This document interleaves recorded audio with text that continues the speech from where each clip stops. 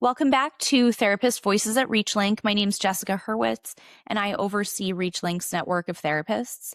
I have an exciting guest or two today. We have MeKenzie Russell Lane. She's an LPC and works with Bloomwell Counseling. She has a guest for us today, one of her staff, I would say. Hello, June. This Hi. is June. Is this June Lane? Yes, I can't not ask you. I Tell us love that. everything. So we got June. My husband was actually on swing shift at the time, and so I was like, I just want another living, breathing thing at home. And we didn't want to pay the money for a French bulldog because they are very popular. And he messed up and said, if you can find one under this price, I'll split her with you. And so I had a deposit down the next day. So we didn't intend for her to be a therapy dog, but we just kind of saw like how well she did with people, how much joy she brought to people. And I just said, let's try her out in the office. She had already been trained and everything, went through that as a pup. So she's been with me ever since. So she's been in the office for about 4 years now. So you were a therapist for a while before getting her. Yeah, so I I always was wonder. in Go private ahead. and worked a lot with trauma and just kind of saw that as well of like how much comfort that dogs especially bring to us and then how intuitive they are with the trauma piece. And so I was kind of like, I wonder, and then the rest is history. Oh my gosh, that's amazing. She is absolutely adorable. Anytime she wants to do a little lift up, she's She most she's likely more than will. welcome. She's got 7 toys out here right now, so she's kind of going through both. I'm sure she's a great assistant as She well. really is. Let me ask you, McKenzie. So I was visiting your website for a while and you do a lot of cool things. I know I don't have to tell you that. But I know that what became obvious to me is that you do a lot of grief work and with what you just alluded to, that makes more sense. Did you start out in your practice doing a lot of grief work, or did it kind of find you in your practice? A little bit of both, to be totally honest. So, I finished my undergrad from Mirabel College. I went there all 4 years, and we had really great partnerships in the community with nonprofits and internships. And that was kind of their goal, was to bring us out into internships to hopefully end up having jobs. And we have a local place called Main Support. They're no longer in Mirabel; they're still in Tennessee. They're in Rockwood, Tennessee, but they focus on equine assisted grief. And so for me, I was like, going to play with ponies while I'm a college student? Absolutely. So ended up loving it. I don't think you really ever try to find grief. I do feel like it looks for you, and that's how it works out. And I just absolutely fell in love with it, which is kind of weird wording, I guess, for that. But my biggest It's thing about perfect. grief, it is, it's one of those things that you never know when it's going to hit. And I've just found out that we're not very grief literate as a culture, even though it's inevitable and we're all going to experience it. So I just kind of started getting my feet wet into more trainings. I ended up doing David Kessler's certified grief educator program.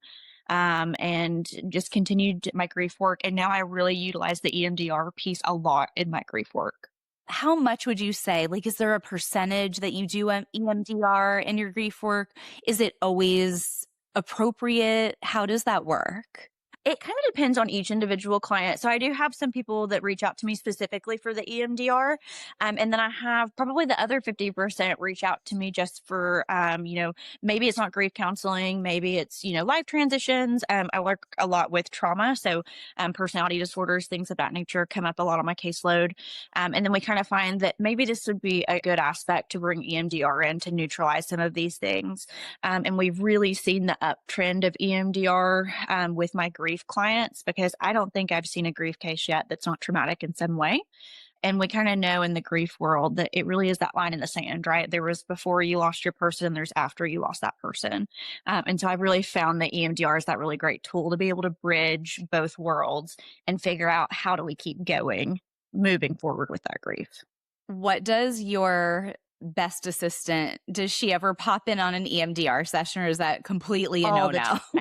all the She time. does. So she kind of just comes and hangs out at the office with me. I actually use buzzers for my clients. So it's got the lights on the top, but typically they have them in their hands. And it's really funny because if you know anything about Frenchies, they snort like pigs. And sometimes she'll actually sit on clients' laps while they're doing EMDR. And if she can feel the buzzers, she starts snoring like to the level of the EMDR buzzers. And so it's really interesting because it feels like it kind of grounds her as well. And That's I've had it fascinating. really is, and I've had really great feedback from clients of, "Is this distracting? Because if so, like, we need to leave her out of the office." And I've had overwhelming feedback of she's such a great grounding presence, even when we're doing that EMDR piece, that she ends up being even more of a tool in that way. So it's interesting to see how it integrates together for sure. I'm having such a flashback. I'll probably have to take this out because this is ridiculous. When I was a little girl, I was seeing a therapist who had a therapy dog, and I was obsessed. I was so in love with this dog, and one day it wasn't there, and I was like, "Oh, no." And I asked her, like, I tried to be casual, like, "Where's your "Where's your dog? No dog?" big deal." And she said to me that she felt like the dog was distracting for me. And I didn't say anything. I was a little kid. I was Yeah. shy, but the nerve, Uh-huh. Huh? You're what if like, I had "I'm been only dealing here with for the abandonment? dog." Yes. Yeah, this is why I'm here. Like, let me be involved in that decision, please. Completely forgot that until I met your little baby. Anyway, It's so funny so because I've got clients that'll ask, because if I've got Heartlight groups, I do leave her at home on those days just because the group looks a little bit different than an individual session. And I'll have clients that'll be like, "Where's the dog?" And I'm like, "Good to see you too. How's your week been?" right, how are Yeah, how you? are you? It's good to see you too. She's at home. It's so But funny. it says so much though. I think so many times people think, that aren't in the field or Yeah. know much about therapy animals. Oh, it's a cute animal that's in the session. Maybe it'll comfort me a little bit. But the story you just told about some EMDR sessions, Uh, that's incredible. mhm. And that's not just a coincidence, No, obviously. no, I don't think so either. I agree with that. I think, and sometimes too, she's goofy and silly because she's a bulldog. And I think that's a really good life lesson for both the therapist and the client of sometimes we have to laugh at these things because what's going on? We have to be able to bring some humor into the session. And so sometimes she kind of gets us out of that serious phase and gives us a little bit of a break before we dig a little bit deeper into that trauma work. That's amazing. That is like taking away the art really of the work of the therapist Yeah, and just bringing such well, absolutely. And canine canine. Yeah. into the whole thing.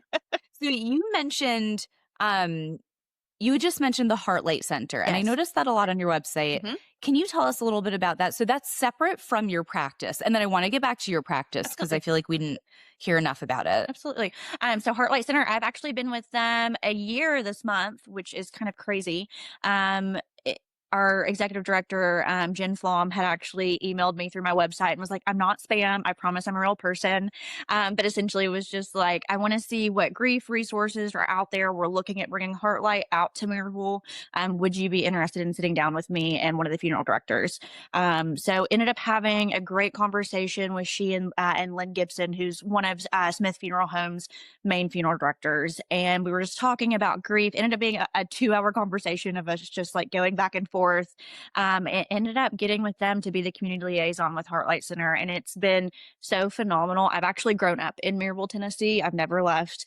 I'm a hometown native for sure, and so to see Smiths want to bring something like this to our community where there's not a whole lot of grief resources anyways, but Okay. especially in Maryville.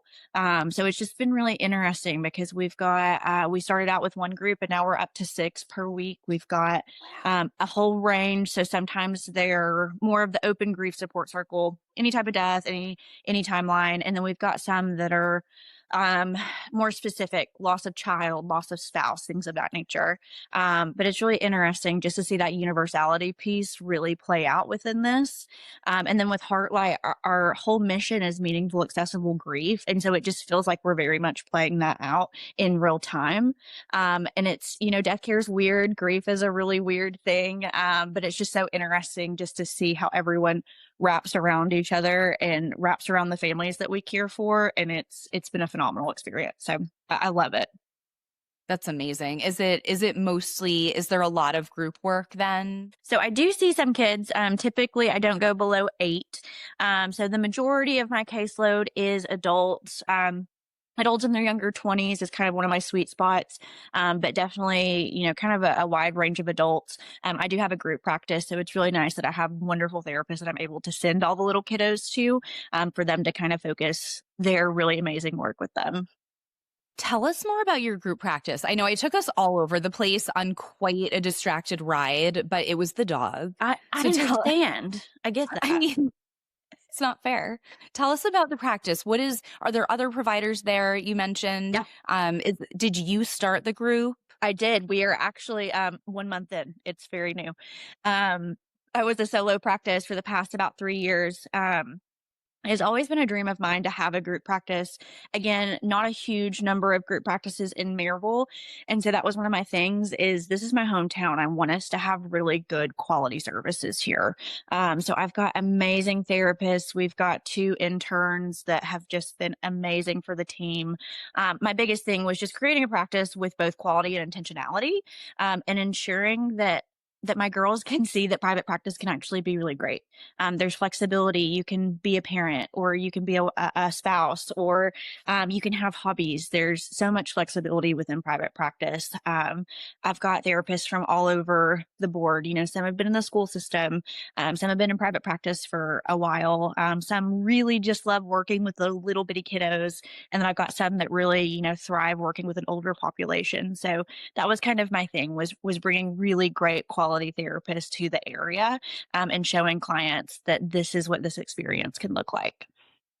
That's amazing. And especially with the interns, I always feel like it's such a great thing when therapists really seek that out or really want that. I know, of course, it's a great help, but you are doing such a service to these budding therapists that probably have a path that's pretty clear in front of them and are being opened up to a lot under the supervision of someone Yeah. that they should be. Yeah, absolutely, and that's something too is, I really believe in education. Knowledge is power. I'm actually in a PhD program for clinical supervision education, so that's another important piece to me is like that's fulfilling to be able to teach the next generation of therapists. We already don't have enough as it is, and so I think if we could teach therapists, in a very clinically strong way that, hey, it's okay, we don't have to be scared of all of this. We can be brave. And I do kind of challenge my interns a little bit, and they end up rising to the occasion every time. And it's a wonderful teaching opportunity. So it's been really, really cool to see them flourish in that way. That's probably just as good an experience for you as it is Yes. them. Yeah, absolutely. It's been so fun. So at the group practice, there you do see younger than 8. Yes. Yeah. So we've got some girls. I don't personally as a therapist. That's typically not my sweet spot. Not an area that I do well with, but we do have some therapists that are seeking out some play therapy certifications, that do have some experience working with those smaller kiddos and just are so passionate about it that you can just even see it. Like when they're talking about their ideal population, it's just so interesting to kind of see them light up. So that to me are the people that were hand chosen for that field. Yeah. Hand Yeah. chosen, that's Yeah. a perfect way to say it. And you guys do couples and family Yes. as well? Yes. So, Okay. we've got a couple of therapists. Actually, we've got 2 that see couples. Each of our therapists are pretty open to, especially like support sessions. Maybe it's not a family session, but bringing family members into sessions. We kind of all do that quite often, just because, especially when you're working with trauma, or maybe a really life-changing diagnosis, it can be really important to ensure that their support system is indeed being supportive. And what does that communication look like? With the grief therapy, I know I was asking about the percentage of how many people do EMDR and all of that. When someone comes to you and they're coming to your practice to address grief, what does that intake process look like specifically for grief?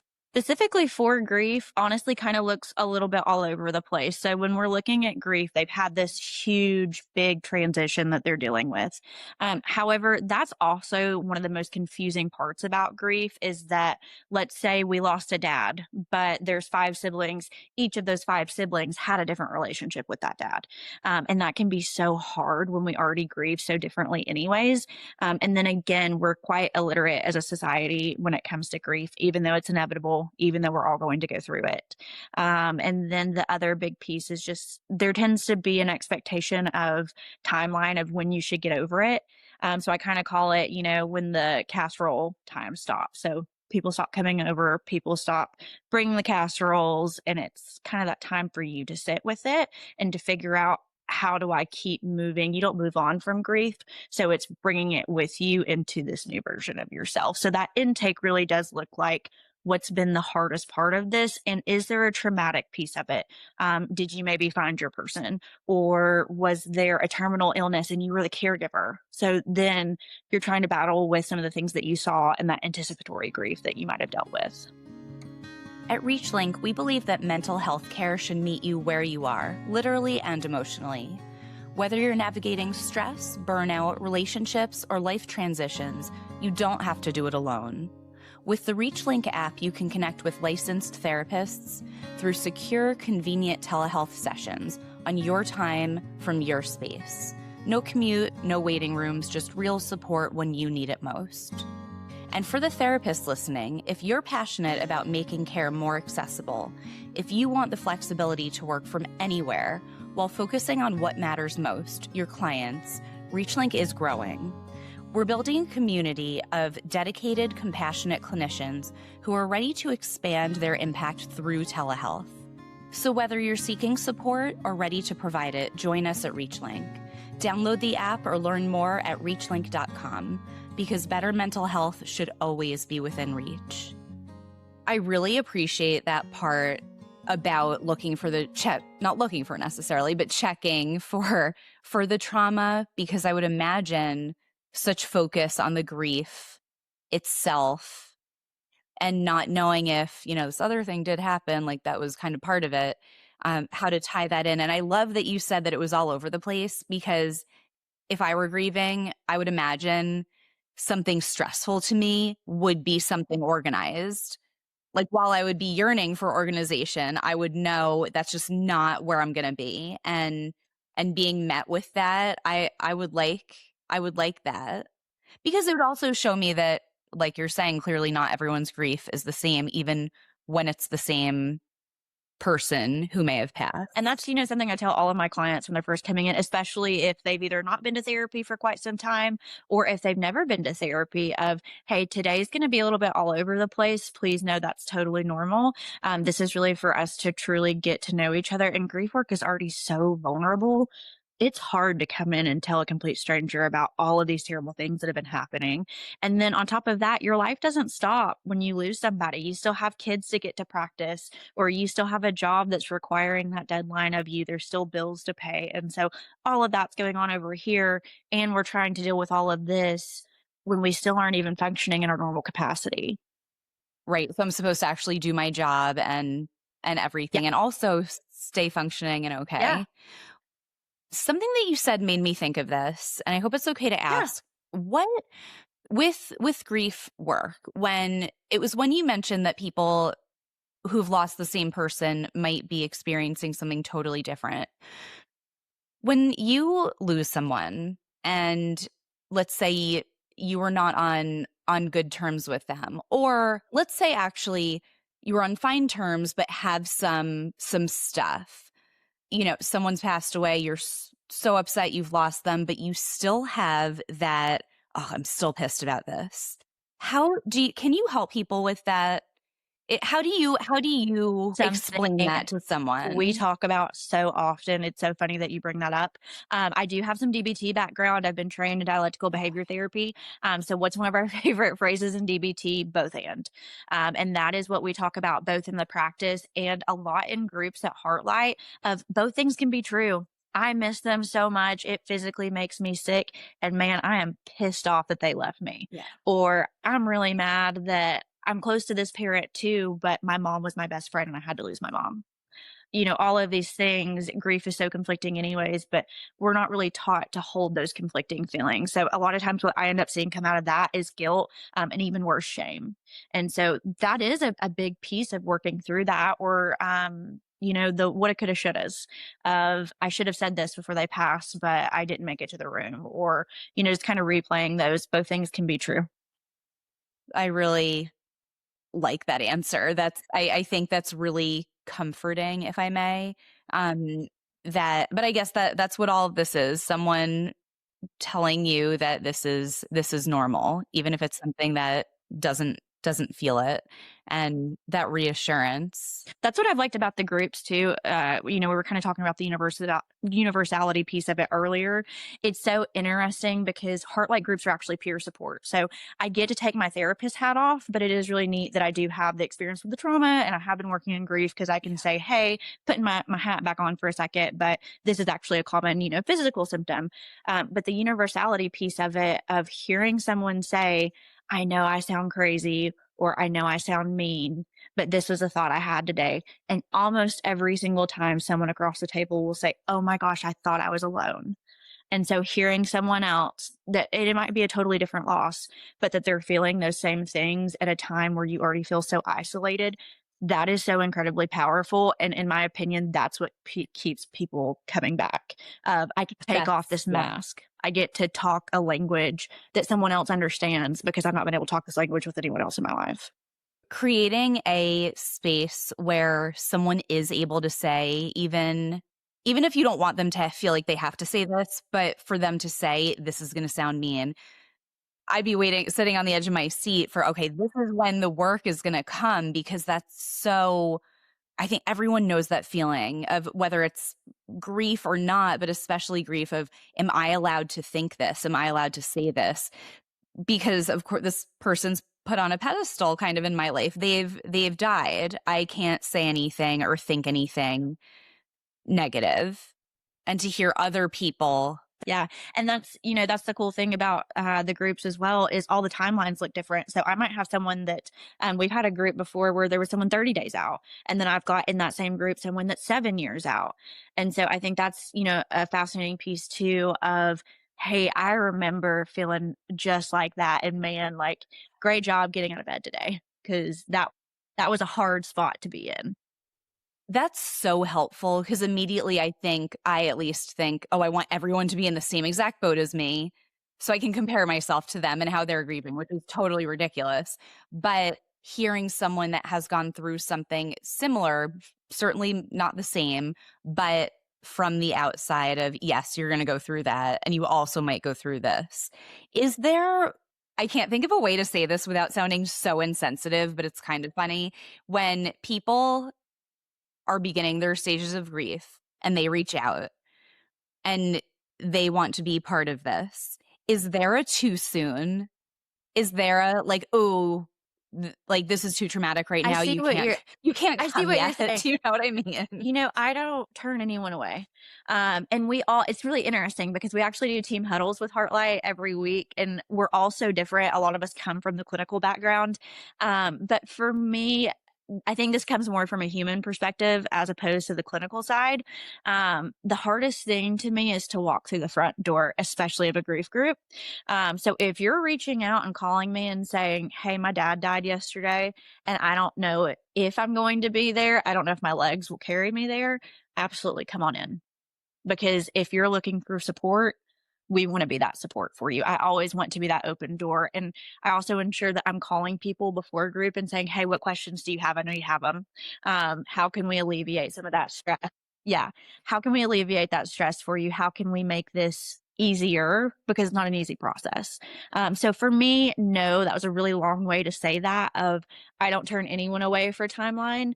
Having the clinical side, there might be an opportunity where I can say, hey, I want to make sure that you're in with someone individually as well. Or do you think it would be easier to process the trauma piece first before you enter a group? But as of this point, I'm so lucky with the group members that we have because you can truly see them like wrap around these people and say, I'm so impressed that you're here, because I couldn't even brush my hair at that point, you know? And to hear Yeah. that when you don't have something to compare it to, like, "Oh, Really? really?" I'm doing You know, that great, actually. Yeah. I'm Yeah, amazing. sometimes you I'm just need shining that, today. everyone needs a cheerleader in their life, and these people, they are each other's cheerleaders, and it's so fun to watch and sometimes just, like, sit back because you would think each group is gonna be, like, really tearful and, really hard, but, there are tears, and we laugh a lot during the group because it's a weird language to have to speak now, and we're figuring it out together kinda day by day.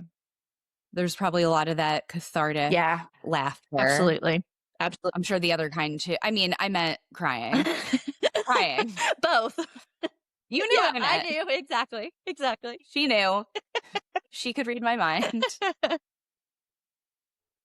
How often do you do the groups? So I actually have a group going every single week. One week I've got two. So we've got a sudden traumatic loss group, an open grief support group, loss of child, loss of spouse, loss of parent. And then we've actually been able to partner with Contact Careline here locally. And Scott Payne, he does a lot of our QPR and like suicide trainings around here. He actually has partnered with us, and he's providing a survivors of suicide loss in the group. I've tried to clone myself a couple of times and it's not worked out. So that's how we're figuring out, like, how do we bring more groups to the community? And so it's connecting with those people that they're also meant to do this work. Are you, and you can say Yes, yes, are you now I can ask whatever I want. exactly. Do you feel that, like, I can tell from this picture that you've painted and from what I've read about you, what you're doing for your community is incredible. Can you see the changes that you've made? I think so. I think I don't think I'd do the work if I couldn't. It can be that's something that I really focused on, especially in the therapy career of I don't want to be burnout. I don't want to be, 45 and in the chair and, complaining to all these young therapists. Like I want to wake up every single day and love going to my job. And I can genuinely say I wake up every single day and I love going to my job. And that sounds cliche. But Mhm. when you No, have you are a very genuine person, and I know that from our short I time together. appreciate It's not that. cliche that way. It's just really nice of and too, I'm really lucky that the funeral home, like they've become my second family. I call them and I'm like, "Hey, I'm coming up to weird job. I'm coming to hang out at the funeral home." But it makes a difference too, like when you have people that are cheering you on. And I don't get micromanaged. They're like, "McKenzie, what's up? How you doing?" And I'm like, "Listen to all these great meetings we've done this week." Because it's getting our mission out there. It's getting the word out to people that we're here. And so getting to see, I mean, I've been with some of these people now for a year and I've got to see their milestones and I've got to, cry with them over some things and do candlelights at the graveside with everyone for the holidays and just these really important big things that I would want someone there with for me. And so I think that's been the big piece is like being able to see something like this come to Maryville, Tennessee, which used to be really tiny when I was little, but now it's definitely growing. So to be able to see people from all walks of life get to benefit from this has just been amazing. That's exactly what I was picturing when I'm just imagining you growing up here and how much more it's special anywhere. What you're doing is incredible anywhere, but the fact that you're doing it where you grew up, where you probably know some people, um, and them, I know it's not all about what other people are thinking, but everyone's seeing you doing this good work for the town that you grew up in is such an extra special element that's why I was so curious if I wanted to make sure you felt it because I will find some people to ask and tell them she's not sure. So you got to You let her got to tell know. her. I didn't move away. I looked at, I ended up taking a gap year between undergrad and my master's program just to figure out where I wanted to land. And then ended up meeting my husband, and I've got two amazing stepkids. And so that kept us here, but I wouldn't change it for the world. My mom and dad are here. My sister's here. My niece is here. So, and we live in a really beautiful place. We get all four seasons. So there was no point for me to leave. I was gonna say what a perfect place to Yeah. be, but I know when someone else says it, Yeah. it's not like you can't really Yeah. that's not okay. No, Like, what do you know about Uh, the perfect place I no, live it in? really is. I'm very blessed of where we live because it's beautiful here. And you're close to a lot of things. It gets hot in the summer, but we don't get, 8 inches of snow every other day and things like that. So it's more for our fair weather people. I have a random one for you with the change of seasons and grief work. Do you notice, this is such a loaded question, and I wait till we have like 2 minutes left to ask it. Anyway, with the change of seasons and all, I know I can't be the only one that feels such, I know there's obviously seasonal affective, but I think so many people otherwise feel such emotion, even nostalgia with the change of seasons. Is there, and this might be obvious, I'm just a layperson, is there a big correlation? Do you notice shifts, like in your groups, especially when there are people that when the season has changed? Absolutely. And that's actually kind of a double-edged sword in that way, because that's what we know about trauma too, is it gets stored in our memories and in our body. So even like some of the, around here, everyone's cutting their grass now. So maybe that scent of fresh cut grass actually triggers you to when you found out someone died. Or all of these that can actually be both. Sometimes it's a lot better for people, and sometimes it does bring up some really hard things. But overall, I would say across the board, I do see, better ability to use coping skills. It's not gray. It's not cold. I'm a gardener. So like for me, I'm out in the soil every single day, like really focusing on that intentionality. And I know a lot of my people are too, of I'm going to go, I tell people be a houseplant, like just go sit out in the sun for 15 minutes because we need it right now.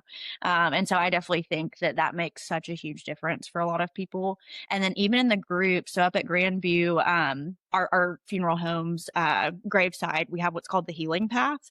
And Dr. Jason Troyer and Lynn Gibson created it together. And each stage is actually a phase of grief. And so this time of year, I'm like, hey, let's go down to the graveside and do the healing path. And that's how we're going to do group today. And so it's beautiful outside, but you're still getting the grief work and you're getting to walk a little bit with it too. Wait, tell us more about It's this. amazing. It's one of You're like, I just did. What do It's you mean? amazing. But this sounds I'll have to amazing. send you, I'll make sure tonight to send you a link just so you can read a little bit about it. Perfect. And I'll link it. Yes, I'll link it please our do. episode. So it was very, again, small town, full circle for Yeah. me. So one of my professors at Maryville College, Dr. Jason Troyer, actually got me into counseling because when I switched to psych, I was like, I'm doing anything but counseling. That was the famous last words. Um, and he actually focused on widowers specifically. That was a lot of his research work. And so I had been talking to Dr. Troyer, all throughout my college career. He ended up partnering with Smiths and they created what's called the Healing Path. And every single one, we've actually got Jason Troyer actually has a virtual version of this now that you can download an app. And you can light a candle for the person that you love. I always say when I'm actually doing the path, I'm like, this is my favorite one. And then we go to the next one and I'm like, this is my favorite one. This is it. This is it. the I know I one. said that about that one, but this is it. Like one of them, it's a phone booth and you can actually close the door and call the person that you love. And it's an old rotary phone. So you can physically type out the number, which is really big for people. And then it's so amazing. And then you can write a letter in there as well. Put it in the mailbox that's locked. There's only one person on the facility that actually has access to that. They do not read them. They do like a special ritual with that. So you can write a letter to your loved one. There's another one that has a binder of just like words of advice of today was really hard for me. This is how I got through it. And so if you're feeling really alone, some people go up there just to like walk their dogs because it's so beautiful. Like the Smoky Mountains are just right behind it. So it's really peaceful anyways, but just to sit there and like read other people's experiences. We've got another spot where you can actually put words that represent the person that you lost, which is really cool. So there's all kinds of different interactive spots to be able to do this, but it's also beautiful. And there's a gorgeous fountain. And it's just such a great way to physically represent some of those grief processes. I've actually taken some clients up there to do, termination sessions from grief or, hey, I don't do well sitting in an office. Cool. Let's go down to Grandview and meet the healing path.